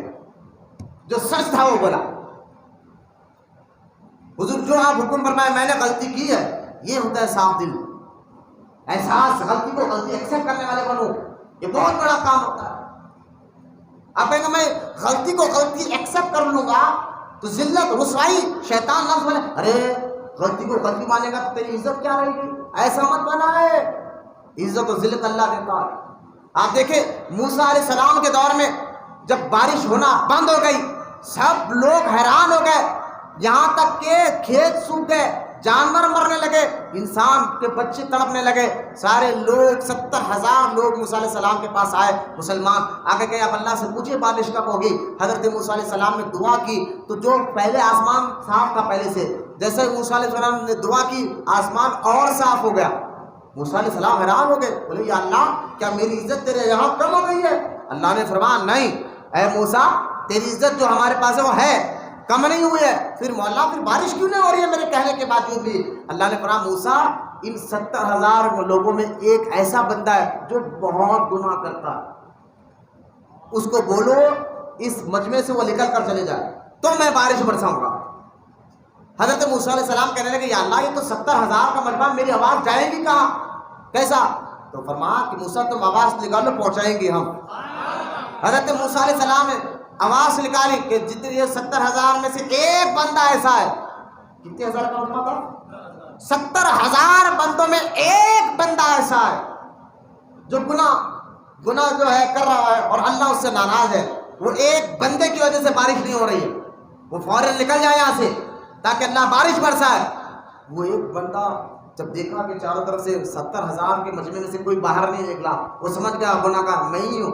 وہ دل ہی دل میں کرنے لگا یا اللہ میری رسوائی نہ کر، میں غلط ہوں، میں ایکسپٹ کرتا ہوں. مولا اتنے لوگوں کے سامنے میں نکلوں گا تو میری رسوائی ہو جائے گی، لوگ مجھے کیا کہیں گے، رسوائی ہو جائے گی. میں تیری بارگاہ میں سچی توبہ کرتا ہوں مولا، آج کے بعد غلط کام نہیں کروں گا. یہ دل ہی دل میں کرا، اسی وقت بارش ہونا شروع ہو گئی. موسیٰ علیہ السلام نے کہا یا اللہ ابھی تو کوئی نکلا بھی نہیں تھا. کہا موسیٰ اس کا اور میرا معاہدہ ہو گیا. تو آپ توبہ کرے، غلطی کو احساس کر کے توبہ کرے. یہ نہ سمجھے کہ لوگ کیا گئے، ارے بھائی عزت ذلت اللہ دیتا ہے، لیکن پہلے آپ ایکسپٹ کریں، یہ نفس اور شیطان آپ کو بار بار بلغلائے گا۔ تو اسی طرح اس صحابی کو منافقین بلغلا رہے ہیں، خود بلغلا ہے، لیکن صحابی ہے، وہ گئے کھلم کھلا کا، حضور میں نے غلطی کی ہے، سستی کی وجہ سے نہیں ہے، بس اس کی سزا کیا ہے بتائیے۔ تو حضور نے فرمایا اس کی سزا یہ ہے کہ جب تک اللہ کا حکم نہیں آئے گا تب تک نہ تم سے کوئی مدینے میں بات کرے گا، نہ تمہارے ساتھ کھانا کھائے گا، نہ تم کو بھی سلام کرے گا، کوئی تم سے میل جول نہیں رکھے گا۔ وہ بولے جو حضور واپس باہر نکل گئے۔ حضرت کعب بن احبار کو منافق ارے تم بہانہ بنا دیتے، بہانہ بنا دیتے، پر نہیں، بہانہ بنا دینے کا کام نہیں ہے، وہ تم بنا لے ہو، لیکن میں نے جو سچ ہے وہ بولا۔ صحابہ جانتے ہیں کہ اللہ کے بتانے سے حضور غیب کی باتیں جانتے ہیں، یہ منافقوں کا کام تھا کہ وہ بہانے بنا۔ تو حضرت کعب بن احبار ایک دن گزرا، کوئی مدینے میں بات نہیں کر رہا، یہاں تک کہ بچے بات نہیں کر رہے ہیں، دوست بات نہیں کر رہے ہیں، آپ کا ایک بھانجا آپ کا خاص دوست کی طرح وہ بات نہیں کر رہا ہے، دوست دور ہو جا رہے ہیں، کوئی نہ سلام کر رہا ہے نا، پھر بھی کچھ صحابہ تو بیٹھ گئے، یہ سزا حضور نے کچھ صحابہ کو دی تھی، لیکن کعب بن احبار آتے مارکیٹ میں لوگوں سے ملنے کی کوشش کرتے، کسی سے کوئی لوگ ان سے بات نہیں کر رہے۔ حضور نے فرمایا تھا نا کوئی ان کو سلام نہیں کرے گا، ان کو بات نہیں کرے گا، قریب آنے نہیں دے گا۔ 2 دن گزرے، 40 دن گزر گئے، کتنے؟ اور پھر امتحان پہ اور امتحان دے کے آج ہمارے مرید کو اگر مرشد ہکال چلو میں لے بولے یہاں سے، انہیں بولا ہے تو نے تو دوسرا پیر ہے، تو نے تو کوئی اور مرشد کی بات میں اتنا غصہ آ رہا مرید کو اگر باتیں کرے، سب کے سامنے باتیں کر دی میں نے کو، ہر مرشد ہے کہ برداشت کر لے رہا، میرے تو دوسرا کوئی رہتا تو گالیاں دے آتا تھا اس کو، میں ہوا ایسا ہوتا، لیکن صحابہ ہے نا دل و جان سے مرشد کو مرشد مانتے، وہ مانتے تھے سب۔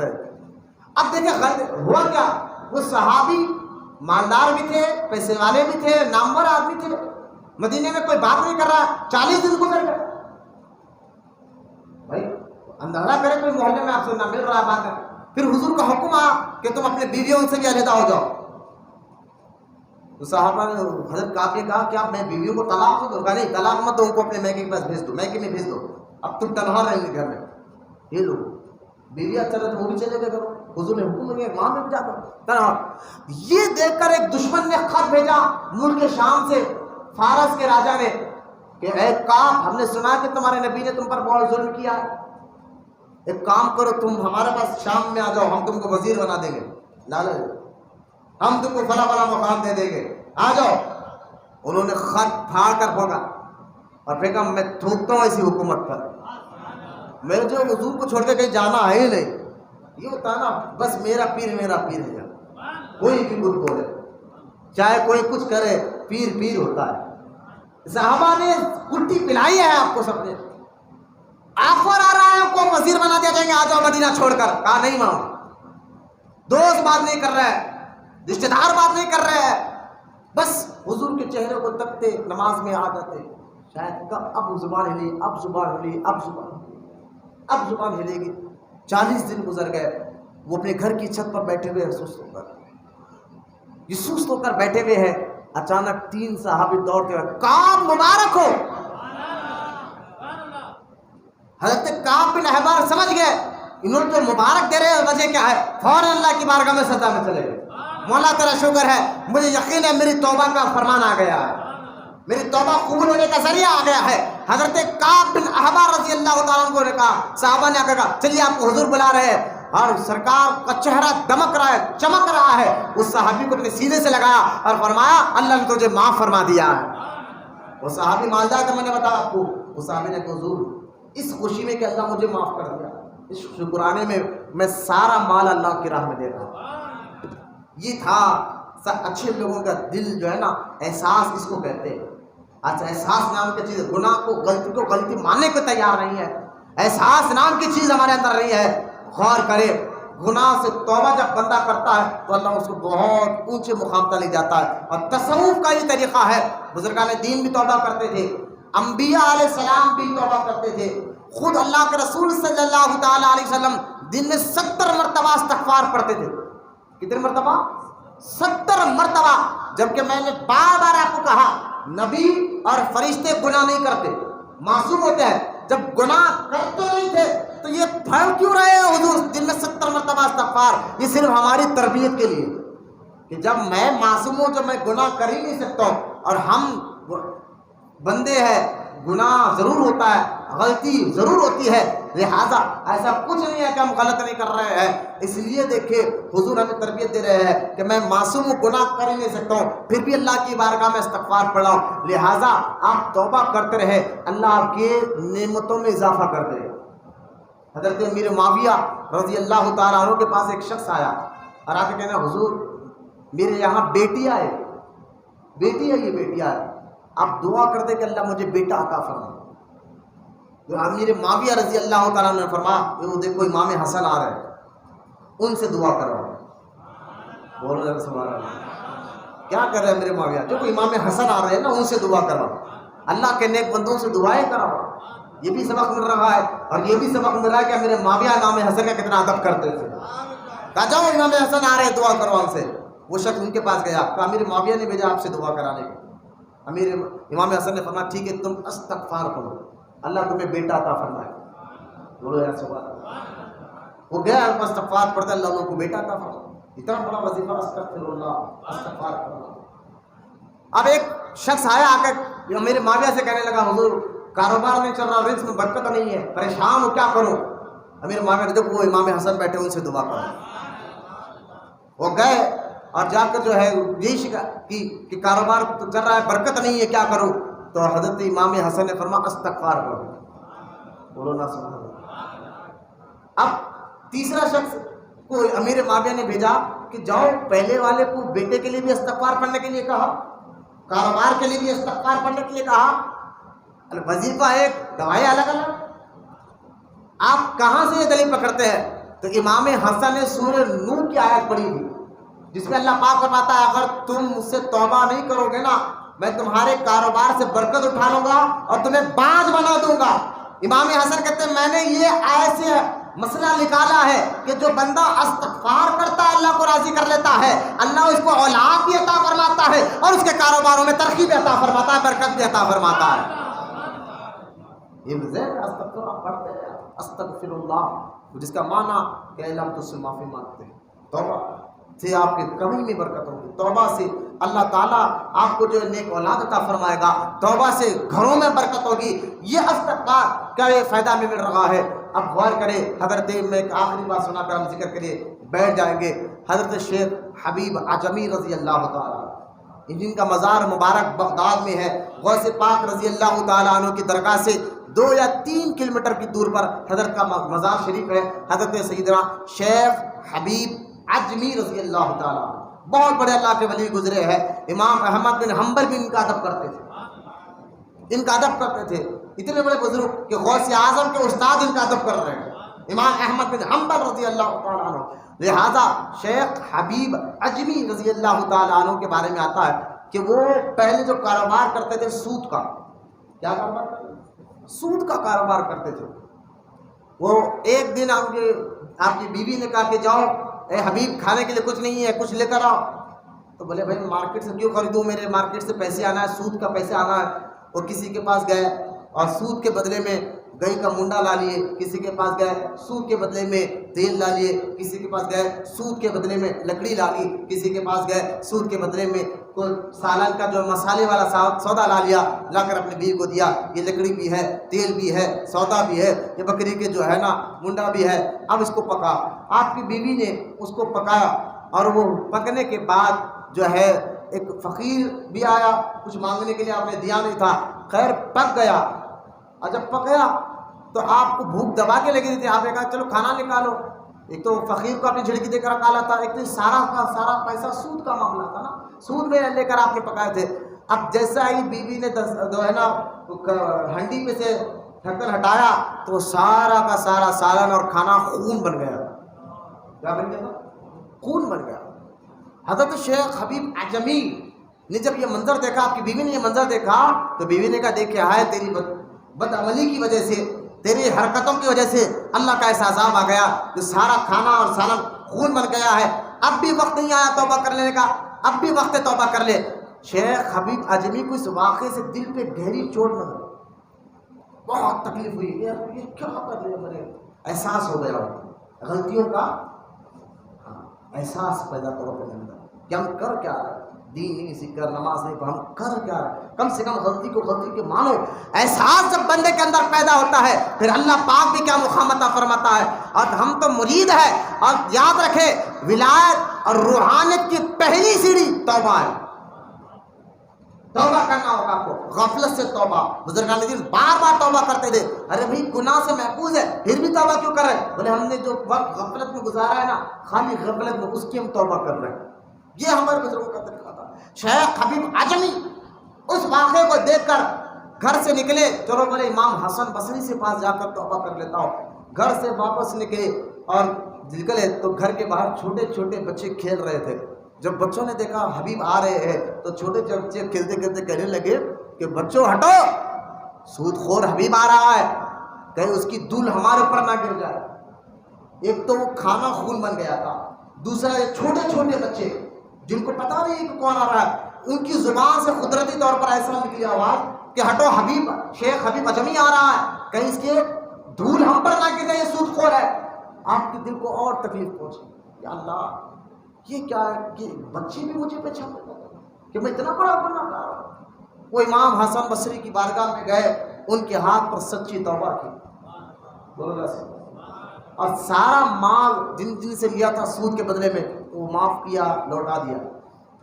ہاں دیکھیں نا، یہ مال سارا مال لوٹا دیا، سارے مال لوٹا کر امام حسن بصری کی بارگاہ میں جا کر توبہ کی، مال لوٹایا، واپس گھر کی طرف آ رہے تھے۔ وہی بچے جب چند منٹ پہلے، چند دیر پہلے جن کو حبیب عجمی کو سود خور کہہ رہے تھے، وہ بچے کہنے لگے بچوں سے کہ بچوں ہٹو ہٹو، حبیب عجمی آ رہا ہے، کہیں ہماری دھول اس کے کپڑے پہ نہ گر جائے، کیونکہ یہ اللہ کا محبوب بن گیا ہے۔ آپ کو اتنی تکلیف ہوئی اللہ کی بارگاہ میں، بولے یا اللہ کیا ابھی تو توبہ کر آ رہا ہوں، ابھی مشہور کر دیا، ابھی تو سمجھ رہا تھا میری عزت ختم ہو گئی بچوں کے سامنے، لیکن پل بھر نہیں لگا اللہ عزت سے نواز دیا۔ پھر وہی بچے کہنے لگے کہ یہ اللہ کا محبوب بن کر آ رہا ہے۔ شیخ حبیب عجمی اس کے بعد سارا مال اللہ کی راہ میں لٹانے کے بعد جو ہے نا، حضرت شیخ حبیب عجمی عبادت میں وقت زیادہ گزارتے تھے۔ آپ کی بیوی کہتی کھانے کا کچھ نہیں ہے، بولے میں مزدوری کر رہا ہوں، لیکن مزدور میرا سیٹ ہے نا پیسے نہیں دے رہا، بولے کل دوں گا کل دوں گا، یہ کہہ کر بیوی کو تسلی دیتے، باہر جاتے، کچھ کام نہیں ملتا تو آپ جنگل میں جا کر یہ سارا دن عبادت کرتے۔ ایک دن گزرا، 2 دن گزرے، 3 دن گزرے، اب تیسرے دن بیوی نے کہا یار 3 دن ہو گیا بھوکے پیاسے ہم ہیں، تم روز مزدوری کو جا رہے ہو، مزدوری نہیں لا رہے ہو، اب کرنا تو کیا کرنا ہے؟ تو شیخ حبیب عجمی کہنے لگے وہ میں جس کی مزدوری کے لیے جا رہا ہوں وہ سیٹ مجھے کل کہتا ہے، اب کل ضرور دے گا۔ اب وہ 3 دن کیا کرے، کام ملتا نہیں تھا مارکیٹ میں، سارا دن عبادت کر آتے تھے، اور بیوی کو یہ بہانہ بنا دیتے میں کام سیٹ مزدوری نہیں کرا۔ اب چوتھے دن گئے، کام ملا نہیں، پھر عبادت میں لگے، سارا دن گزر گیا عبادت میں۔ اب سارا وقت، سارا ٹائم عبادت میں لگ گیا نا، سارا ٹائم جب عبادت میں لگ گیا، رات ہوئی، گھر واپس آ رہے، تو آپ سوچ رہے ہیں بیوی کو اب کیا جواب دوں، کیا دوں، 3 دن سے تو ٹال رہا ہوں، اب کیا جواب دوں، اب کیا معاملات کروں، یہ سوچ رہے ہیں۔ چلو کچھ بھی ہو، چلو بیوی کے چند باتیں سننی پڑے گی، کام تو ملا نہیں تھا، 3 دن سے عبادت، آج کا دن بھی عبادت میں چلا گیا، کام تو ملا نہیں تھا، بہانے بنا رہا تھا کہ سیٹ کل دیتا ہوں مولا، کل دیتا ہوں مولا۔ اب واپس گھر کو گئے، بیوی کے چند باتیں، جب گھر میں دروازہ کھٹکھٹایا، دروازہ کھولا تو دیکھ کر حیران ہو گئے کہ گھر میں ہر قسم کا اناج رکھا ہوا ہے۔ شیخ حبیب عجمی حیران ہے کہ اناج آیا کہاں سے؟ بیوی سے کہتے ہیں یہ اناج آیا کہاں سے؟ ارے آپ جس کی نوکری کر رہے ہیں نا، آپ جس کی نوکری کر رہے ہیں نا، وہ سیٹ بڑا سخی دکھتا ہے مجھے، وہ آیا تھا اور آ کر سارا اناج دیا اور پیسے دیے، اور جاتے جاتے اس نے یہ بھی کہا حبیب سے کہو جتنی اچھی نوکری کرے گا نا اتنا اور زیادہ دیں گے۔ توبہ کرے، احساس اپنے اندر پیدا کرے، عبادتوں کو نہ چھوڑے، آپ دین میں داخل ہو جائے پورے کے پورے، اللہ برکت سے بھی نوازے گا۔ ایک بہت بڑا بزرگ کا ایک بات سنا کر ختم کرتا ہوں۔ ایک اللہ کے ولی، ان کے گھر میں کچھ کام تھا، تعمیری کام چل رہا تھا. وہ مزدور ڈھونڈنے کے لیے مارکیٹ میں آئے تو ایک مزدور آپ کو نظر آیا، تو آپ نے اس سے مزدور سے بات کی کہ بھائی چلو میرے گھر میں کام ہے، آپ کو کام کرنا ہے. اس مزدور نے کہا کہ دیکھو کام کروں گا لیکن میری ایک شرط ہے، کیا؟ نماز کے ٹائم مجھے چھوڑ دینا. وہ بھی اللہ کے ولی تھے، انہوں نے کہا بھائی وہی تو اچھی بات ہے کہ ایک مزدور ہو نماز کی بات کر دے. کیا بولے نماز کے لیے چھوڑ. آج ہم نے ارے نہیں بھائی نماز کا ٹائم لے لیں گے تو ہم کو جو ہے نا کاروبار کیسے ہوگا. تو ہمیں رزاق پر بھروسہ نہیں ہے. رزق کا دینے کا وعدہ اللہ نے وعدہ کیا ہے، جو رزق آپ کے ملنا ہے وہ مل کر رہے گا، کوئی نہیں رو سکتا. یہ یقین ہمارا کام ختم ہو گیا ہے. اس کو پیدا کرو اپنے اندر کہ اگر میں نماز پڑھوں گا تو کاروبار چھوٹ جائے گا، گراہک چھوٹ جائے گا، فلاح ہو جائے گا. نہ، جو رزق ملنا ہو مل کر رہے گا، کیونکہ رزق کا اللہ نے اپنے ذمہ کرم پر فرمایا میرے بندوں میں وعدہ کرتا ہوں تمہیں ضرور عطا فرماؤں گا. رزق کا وعدہ اللہ نے اپنے ذمہ کرم پر لیا ہے. تو کاروبار کا بہانہ لے کر، مزدوری کا بہانہ لے کر نمازوں کو مت چھوڑو یہ بات کو. وہ بزرگ نے کہا ٹھیک ہے، مزدور سے کہا ٹھیک ہے مجھے منظور ہے، اور فرما کہ میں جتنا کام کر رہا ہوں اتنی تنخواہ لوں گا. ٹھیک ہے. وہ گئے اور وہ کام بتا کر چلے گئے اپنے کام پر. جب رات میں واپس آئے تو جو کام 2 مزدور کرتے تھے وہ تنہا ایک جنے کر. آپ بہت خوش ہوئے. کام جو 2 مزدور کرتے تھے وہ اکیلے مزدور نے کام کرے، اور وہ کام کر کے آپ نے اجرت زیادہ دینا چاہیے. تو انہوں نے کہا دیکھو شرط تھی کہ جتنا مزدور کی اجرت اتنی اجرت ہو، بس جتنی محنت ہے وہ محنت کے پیسے لیے چلے گئے. دوسرے دن کو اور کام تھا، پھر آپ مارکیٹ میں نکلو بزرگ، اور وہ نوجوان کو ڈھونڈے جو کل کام کر گیا تھا. آج بھی ہمارے پاس بھی ہے نا، جو کوئی مزدور کام اچھا کر گیا تو بولے بھائی کل بھی تو ہی شاہ ہم بول رہے نا.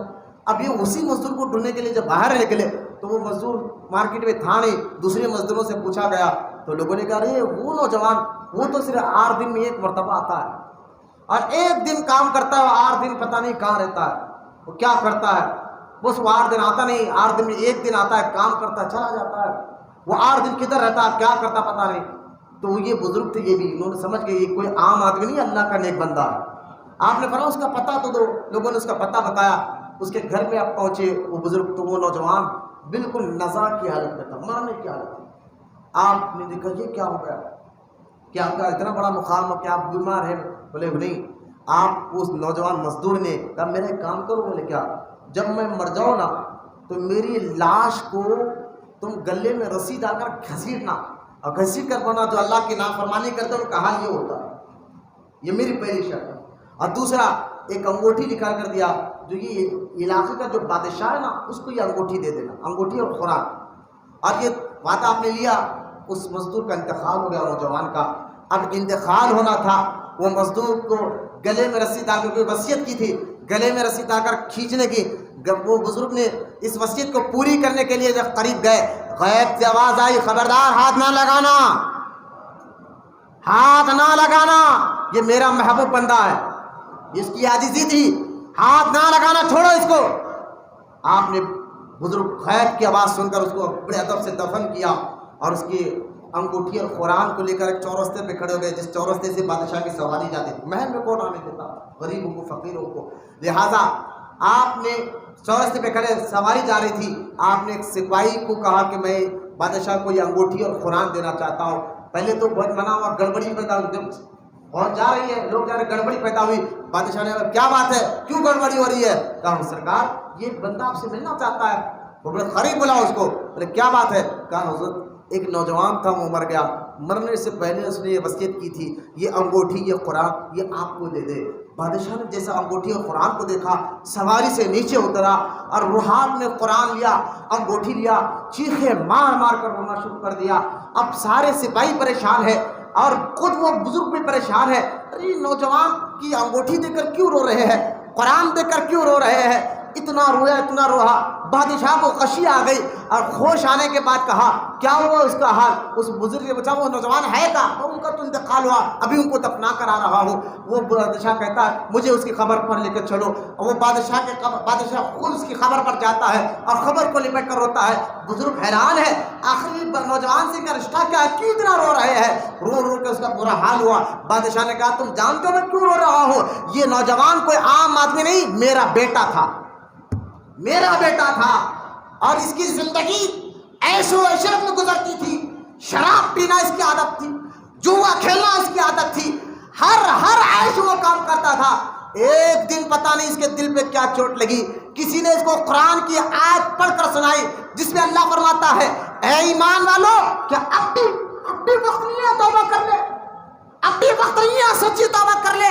بس یہ آیت اس کے دل میں اتری، اس نے اپنی عیش و عشرت کی زندگی کو لات مارا اور سچی توبہ کر آج اللہ کو پیارا ہو گیا ہے، آج وہ اللہ کا محبوب بن گیا ہے۔ میں آپ کو اس واقعہ سے بتانا ہی چاہتا ہوں کہ جو بندہ حدیث پاک میں آتا ہے کہ جو بندہ اللہ کی طرف ایک قدم آتا ہے، اللہ فرماتا ہے تو آ تو صحیح، تو میرے پاس ایک قدم آ، 10 قدم میں تیرے قریب ہو جاتا ہوں۔ جو 10 قدم آتا ہے اللہ فرماتا ہے تڑپ کر تیرے قریب ہو جاتا ہوں۔ بس سچی توبہ کرے، رزق میں برکت ہوگی، کاروبار میں برکت ہوگی۔ اللہ کی بارگاہ میں دعا اللہ تمام کو کہنے سننے سے زیادہ عمل کی توفیق عطا فرمائے۔ توبہ کے جو مسائل ہمیں بتائے گئے، سیکھنے، عمل کرنے اور دوسروں تک پہنچانے کے اللہ میں توفیق عطا فرمائے۔ وما علینا الا البلاغ والحمد للہ رب العالمین۔